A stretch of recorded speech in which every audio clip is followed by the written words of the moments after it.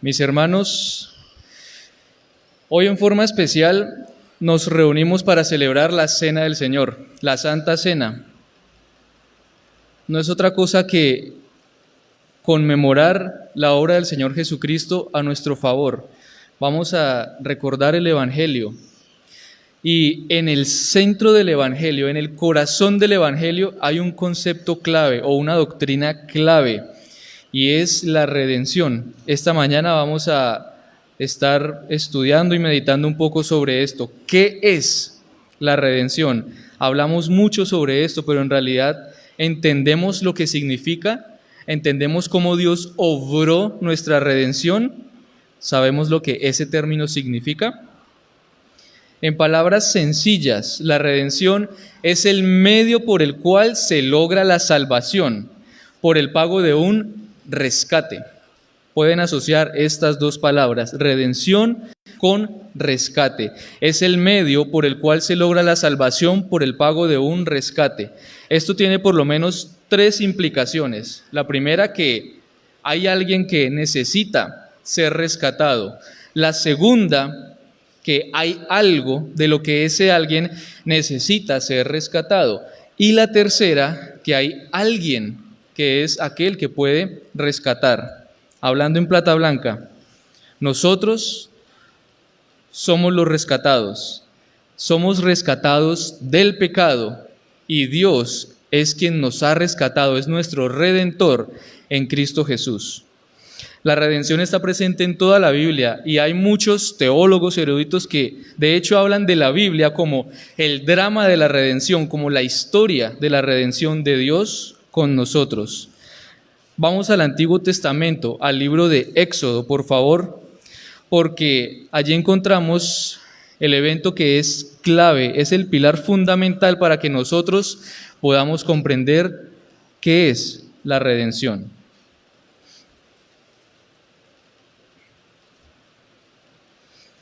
Y en Éxodo busquen el capítulo 12 y vamos a leer juntos los versículos del 12 hasta el 14.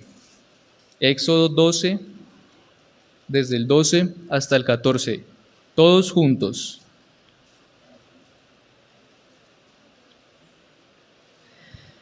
Pues yo pasaré aquella noche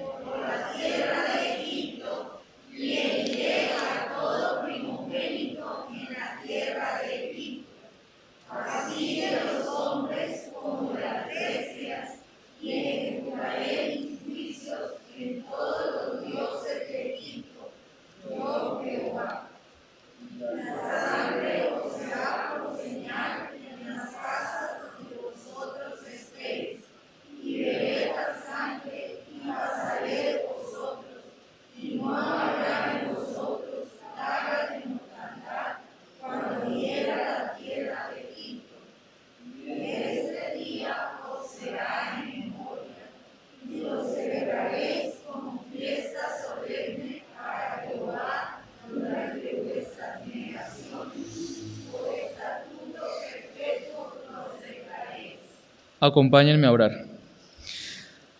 Bendito Dios, Padre, te ruego que en esta hora, Señor, tu Santo Espíritu en forma especial esté con nosotros y conmigo. Ayúdame, Señor, asísteme en mi incapacidad para que pueda hablar tu palabra y glorificarte, y que tu iglesia sea edificada. Dispón las mentes, los corazones y los oídos de mis hermanos, de los que están aquí y de los que están escuchando desde sus casas y participando. En tus manos estamos, buen Dios. Guíanos y ayúdanos en esta hora, Padre, en Cristo Jesús. Amén. Muy bien, para ponerlos un poco en contexto, en esta época los israelitas eran cautivos en Egipto, estaban cautivos en Egipto y ellos eran quienes necesitaban ser rescatados de un poder mayor que ellos mismos, en este caso el faraón, el rey de Egipto. La noche antes que ellos salieron de Egipto tuvo lugar una gran señal, la muerte de los primogénitos. La muerte de los primogénitos era el juicio de Dios, como acaban de leer, sobre todos los dioses de Egipto, sobre el mismo faraón que era considerado como una deidad. Y había una sola manera en que los primogénitos de Israel podían ser salvos, y era mediante el pago de un rescate, sacrificando una víctima inocente, inmolando un cordero y tomando su sangre, poniéndola sobre los dos postes de la puerta de la casa y sobre el dintel. Era la forma en que el ángel del Señor iba a pasar de esa casa y el primogénito que estuviera allí no iba a morir. Todos los demás sí murieron. Ser esclavo en esa época además significaba ser considerado como propiedad de otra persona. Los israelitas allí en Egipto no tenían absolutamente ningún derecho, no tenían voz, no tenían voto, y su vida misma no tenía ningún valor, como vamos a ver un poco más adelante. Un poco más adelante de una vez. Vayan un poco antes, por favor, a Éxodo capítulo 1, un poco más atrás de donde están, Éxodo capítulo 1.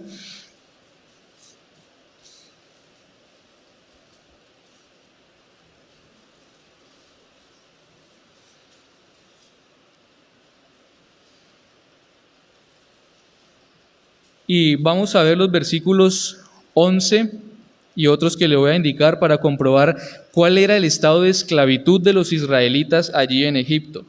El versículo 11, síganme en silencio en sus Biblias. Entonces pusieron sobre ellos comisarios de tributos que los molestasen con sus cargas, y edificaron para Faraón las ciudades de almacenaje Pitón y Ramesés. La frase que los molestasen con sus cargas en la Biblia de las Américas traduce: para oprimirlos con duros trabajos. El versículo 13, y los egipcios hicieron servir a los hijos de Israel con dureza, y amargaron su vida con dura servidumbre en hacer barro, en hacer ladrillo, y en toda labor del campo y en todo su servicio, al cual los obligaban con rigor. Vamos a ver ahora que ni siquiera la vida de los esclavos tenía valor alguno para su amo. En el versículo 16, cuando asistáis a las hebreas en sus partos y veáis el sexo, si es hijo, matadlo; si es hija, entonces viva. Esta era la esclavitud de los israelitas allí en Egipto, sin derechos, sufriendo trabajos fuertes, en opresión, padeciendo incluso la muerte y sin ninguna posibilidad de liberarse por sí mismos. En ese contexto es que Dios levanta a Moisés como el agente de liberación, y Dios se revela poderosamente con prodigios y milagros, el último de ellos la muerte de los primogénitos, para de esta forma salvar y rescatar a su pueblo de la esclavitud. Así que los israelitas eran quienes debían ser rescatados. Ellos necesitaban ser liberados de la tortuosa esclavitud que padecían en Egipto, y Dios era el único que podía rescatarlos y darles libertad.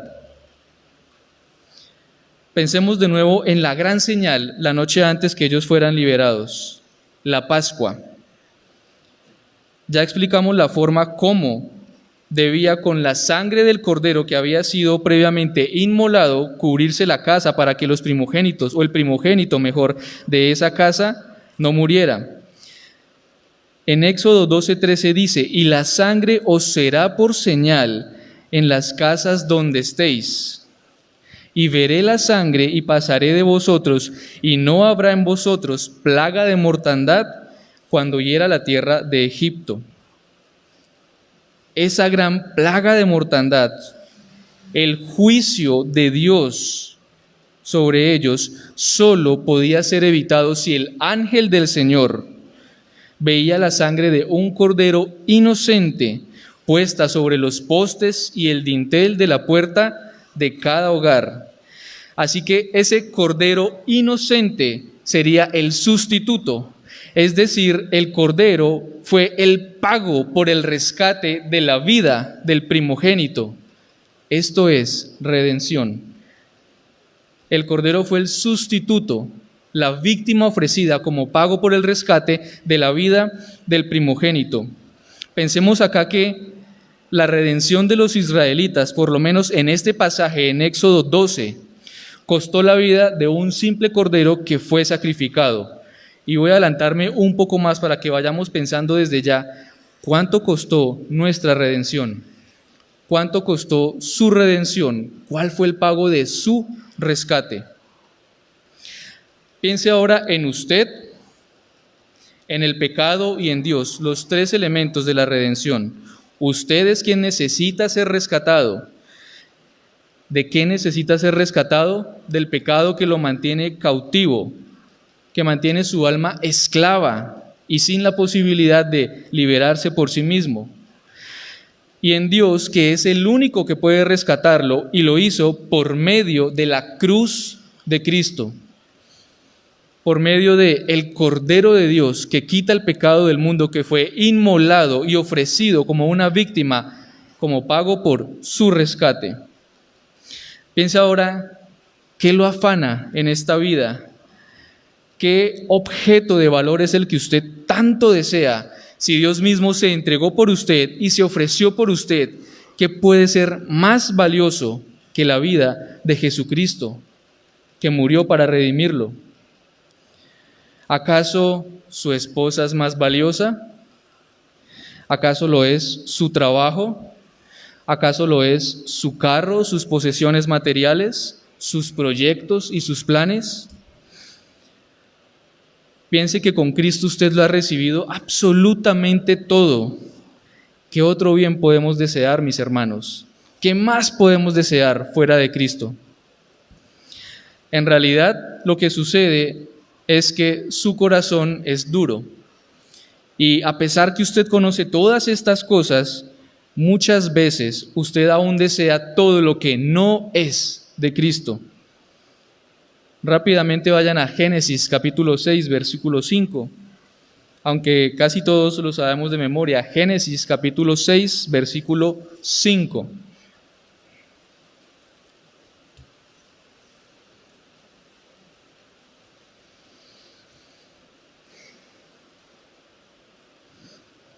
Y dice el texto: y vio Jehová que la maldad de los hombres era mucha en la tierra, y que todo designio de los pensamientos del corazón de ellos era de continuo solamente el mal. ¿Qué era lo que había en el corazón de ellos? ¿Cuáles eran sus pensamientos? Solamente el mal. Y Efesios 2:1 dice que Él, Dios, os dio vida a vosotros cuando estabais muertos en vuestros delitos y pecados. Esto significa, mis hermanos, que servíamos a los propósitos del enemigo, siguiendo la corriente de este mundo, que es el contexto de Efesios 2, versículo 1. Y estando muertos, ¿cómo podíamos vivir? Puede sonar un poco chistoso si preguntamos esto, pero si tenemos aquí un muerto, ¿el muerto puede levantarse por sí mismo? ¿Qué puede hacer el muerto por él? Absolutamente nada. Y si usted estaba muerto en sus delitos y pecados, ¿qué podía hacer usted por usted mismo? Absolutamente nada. La esclavitud nuestra consiste en el rechazo del señorío divino, queriendo ser nuestro propio Dios. Estamos en rebelión, haciendo lo que yo quiero, cuando yo quiero y como yo quiero, esclavos de nuestro propio pecado, de nuestra propia naturaleza maligna y perversa, y muertos en consecuencia, porque la paga del pecado es muerte. Miren, por ejemplo, lo que sucede en el país en estos días. Una aparentemente buena iniciativa, ¿en qué ha degenerado? En rebelión. Un montón de personas haciendo lo que ellos quieren, como ellos quieren, cuando ellos quieren. Y no voy a hablar mucho sobre esto, pero ustedes pueden considerar por un momento la soberanía de Dios en todo este clima caótico y de rebelión que hay en el país. Por muy malos, perversos, corruptos que puedan ser los gobernantes, nuestro descanso como creyentes debe ser la soberanía de Dios. No hay absolutamente un grano de arena, no hay ninguna sola partícula en todo el universo que escape del control soberano de nuestro Dios. En eso podemos descansar. Piensen que todas estas personas se rebelan contra un gobierno puesto allí por soberanía de Dios, porque Él así lo ha establecido, tal vez sin que eso implique que lo apruebe. Pero piense ahora que Nicolás se rebela contra Dios. Piense que Zaida se rebela contra Dios. Piense que Jason se rebela contra Dios. En eso consiste nuestro estado de esclavitud. Queremos rechazar el señorío divino, y así ha sido desde el principio, y así es desde que hemos nacido todos los días de nuestra vida. Por lo tanto, mis hermanos, la respuesta a su redención, para su rescate, no se encuentra en usted mismo, se encuentra en alguien aparte de usted. Usted necesita un redentor, necesita alguien que venga, intervenga y lo rescate, para que usted pueda volver a acercarse al Dios al que se reveló. Sigamos en Éxodo capítulo 12 y el versículo 7 dice: y tomarán la sangre del cordero inmolado, y la pondrán en los dos postes y en el dintel de las casas en que lo han de comer. Y una vez más hago énfasis que aquel cordero inmolado, sacrificado como una víctima inocente por cada uno de los primogénitos de Israel, fue la imagen de la redención en el Antiguo Testamento, ya que el pago por el rescate de la vida de los primogénitos fue la vida del cordero. Pero ahora tenemos la revelación completa y sabemos que por nosotros también ha sido sacrificado un cordero santo, inocente, sin mancha, sin culpa, sublime, hecho muchísimo más alto que los ángeles, y en realidad Dios mismo. Y Él se ofreció como una víctima para que usted no muera.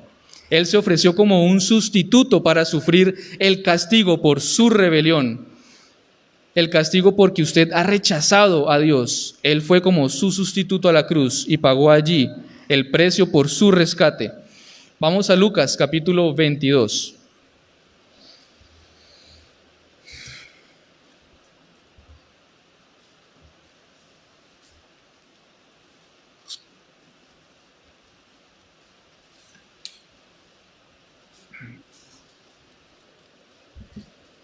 Y en Lucas 22 vamos a ver los versículos 19 y 20. Y por favor todos ayúdenme a leer. Lucas 22, 19 y 20.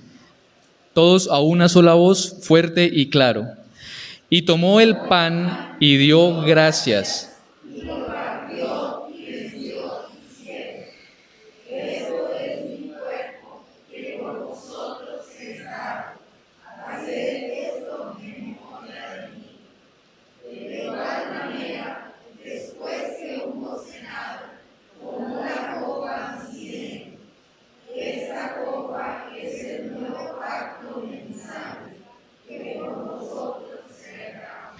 Y ahora quiero hacer uno de los ejercicios que hace el pastor Leonel, y vamos a leer algunas partes de estos dos versículos en primera persona. En el 19, esto es mi cuerpo que por usted es dado. Esto es mi cuerpo que por usted es dado. En el 20, esta copa es el nuevo pacto en mi sangre que por usted se derrama. Esta copa es el nuevo pacto en mi sangre que por mí se derrama. En el Antiguo Testamento la Pascua fue la imagen de la redención de Dios con el cordero inocente, la víctima inocente que fue sacrificada para ser ofrecida como el pago por el rescate de la vida de los primogénitos. En el nuevo pacto, en el Nuevo Testamento, esa víctima es Jesucristo. Él es quien pone su carne, Él es quien derrama su sangre para que los postes y el dintel de su alma, por así decirlo, puedan ser cubiertos con su sangre, para que su pena pueda ser expiada y de esa forma usted no tenga que morir por la eternidad en el infierno. La consecuencia es que si una persona es hallada sin estar cubierta por la sangre de Cristo, ¿cuál es el destino eterno que le espera?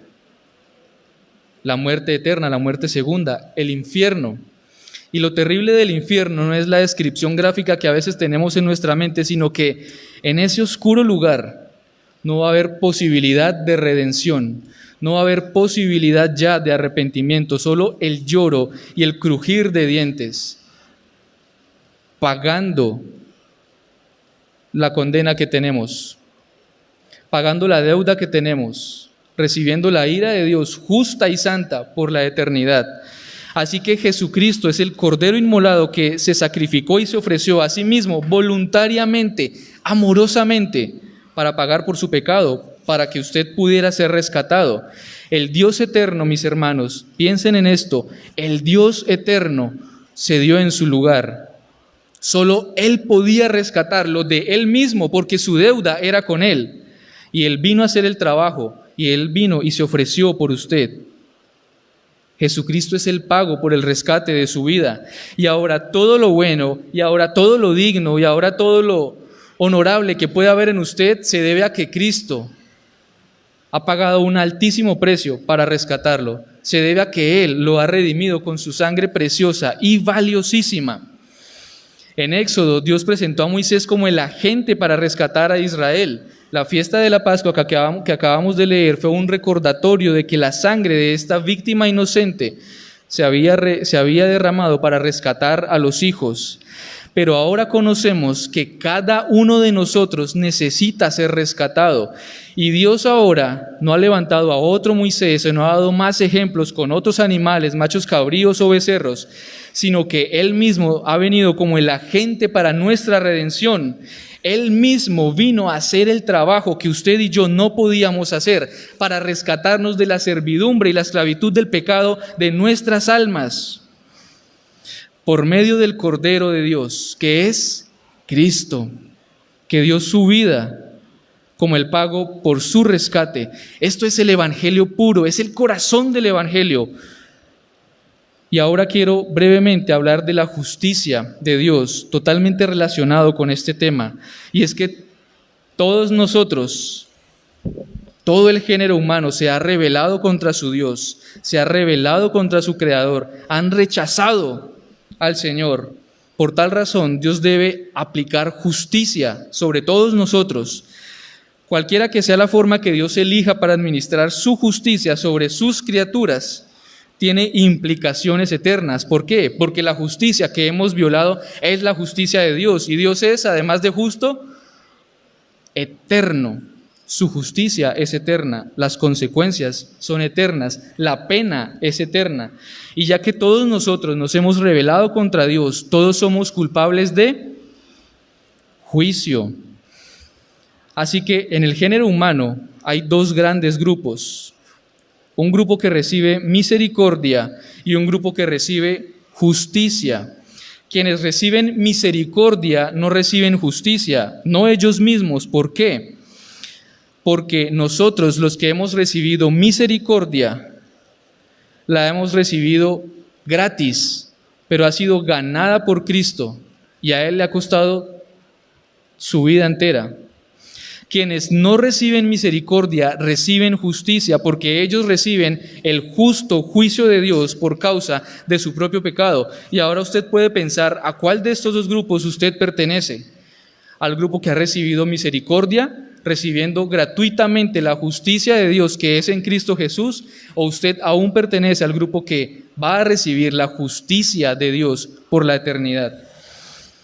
¿Es injusto Dios por salvar a unos y pasar por alto a otros? Porque a veces pensamos que si Dios salvó a algunos, entonces tenía obligación de salvarlo a todos, y esto es un error. Si todos son pecadores, ¿Dios está en la obligación de salvarlos a todos? ¿Está en la obligación de salvar aunque sea a uno de nosotros? Absolutamente no. Si el Señor hubiera querido juzgar a toda la humanidad y condenarla por siempre, hubiera actuado justamente, porque nos hemos rebelado contra Él.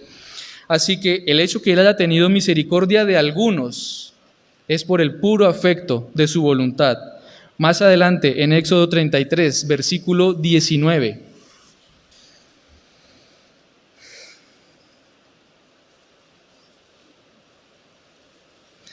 Éxodo 33, versículo 19. Y lo vamos a leer todos juntos. Y le respondió: yo haré pasar todo mi bien.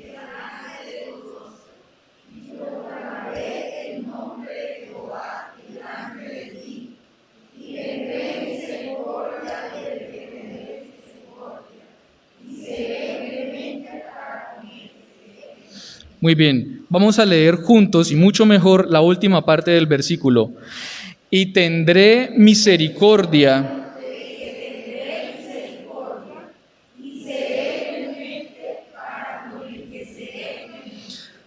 Pablo cita este mismo texto en Romanos 9, capítulo 15, no lo busquen. Y escribe Pablo: pues a Moisés dice: tendré misericordia del que yo tenga misericordia, y me compadeceré del que yo me compadezca.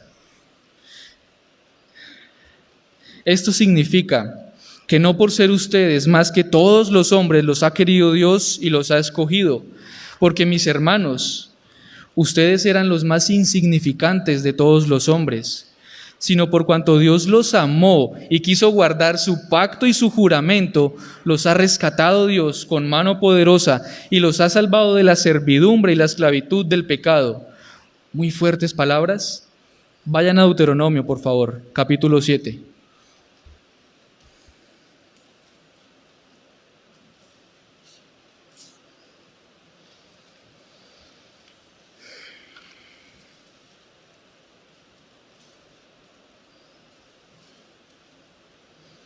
Versículos 7 y 8. Deuteronomio 7, versículos 7 y 8.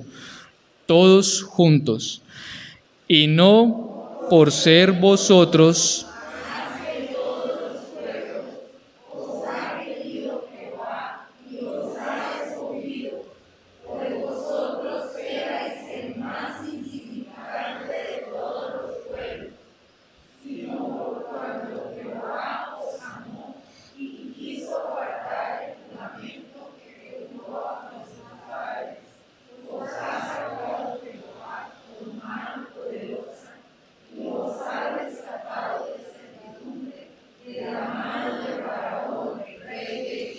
Así que no es que Nicolás los haya insultado al decirles que ustedes son los más insignificantes de todos los hombres, sino que esa es la verdad de nuestra condición cuando somos esclavos al pecado y cuando aún estamos sin Cristo.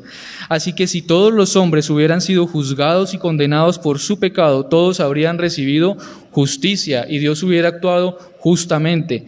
El Señor no está obligado a dar misericordia a nadie, como acabamos de leer. Es una de sus prerrogativas divinas. Él tiene misericordia de quien Él quiera tener misericordia. Así que en nosotros no hay nada que obligue, en usted no hay nada que motive, que mueva o que impulse a Dios a salvarlo y a mostrarle su misericordia. Esto nos hace estar doblemente agradecidos con el Señor, porque nosotros sin merecer nada lo hemos recibido todo. ¿Y cómo hemos recibido todo? Con Cristo. El hecho que nosotros seamos contados dentro del grupo que recibió misericordia nos hace estar doblemente agradecidos con Dios, porque no solo usted no ha sido justamente juzgado por Dios, sino que ha recibido la misericordia de Dios en Cristo Jesús, misericordia y salvación que se recibe gratuitamente por la fe en Él. Pero nunca olvide que aunque su salvación para usted es gratis, al Señor Jesucristo le costó todo. Él entregó su vida, derramó toda su sangre para que usted pudiera ser cubierto y para que usted no muriera al estar en la presencia de Dios. Esta misericordia de Dios se ha manifestado en nuestra redención. Cristo es nuestro Cordero Pascual, el que dio su vida y derramó su sangre por nosotros como el pago del rescate por nuestra vida. Esto es lo que recordamos cada domingo, especialmente hoy en la celebración de la Santa Cena. Jesucristo es el Redentor de todo aquel que cree en Él. Es el Redentor suyo si usted cree en Él. Al morir en la cruz, Él expía y propicia el pecado de todos nosotros y muere como nuestro sustituto, Él muriendo en lugar nuestro delante de nuestro Dios. En lugar de morir nosotros, Jesús muere en nuestro lugar y lleva sobre sí mismo nuestra culpa. Él llevó sobre sí mismo nuestros pecados. Él llevó sobre sus lomos sus pecados. En Él tenemos redención por su sangre, el perdón de pecados, de manera que al derramar su sangre en la cruz, es decir, al dar su vida, Él se convierte en el sacrificio último y perfecto. De esa manera hace obsoleto cualquier otro sacrificio, puesto que es un sacrificio hecho no por sangre de machos cabríos ni de becerros, sino por su propia sangre, según Hebreos 9:12. Todos los sacrificios del Antiguo Testamento, como la Pascua que acabamos de ver, eran sombra del último y gran sacrificio, del sacrificio perfecto, eterno y definitivo de nuestro Señor Jesucristo. Si usted verdaderamente pone su fe en Él como su único y perfecto Salvador, es redimido de la esclavitud más grande, de su esclavitud espiritual al pecado. Él es nuestro Cordero Pascual, Él es nuestro Redentor. Amén. Oremos, mis hermanos. Bendito Señor, no podemos hacer más, Padre, que humillarnos delante de ti con gratitud por tu misericordia, por tu amor soberano e inmerecido, por cada uno de nosotros. Gracias porque Cristo se ofreció como nuestro Cordero Pascual, como nuestro sustituto, que fue delante tuyo y recibió tu ira y tu castigo, que estaba a nombre de nosotros. Gracias porque en su sangre tenemos redención, porque Él ha pagado el precio por nuestro rescate, para que de esa manera hoy podamos estar delante de ti en comunión como tus hijos y llamarte Padre. Ayúdanos hoy en la celebración de la Santa Cena. Y gracias, Señor, porque no merecíamos nada y tú nos diste todas las cosas juntamente con Cristo. En Él oramos y en Él descansamos. Amén.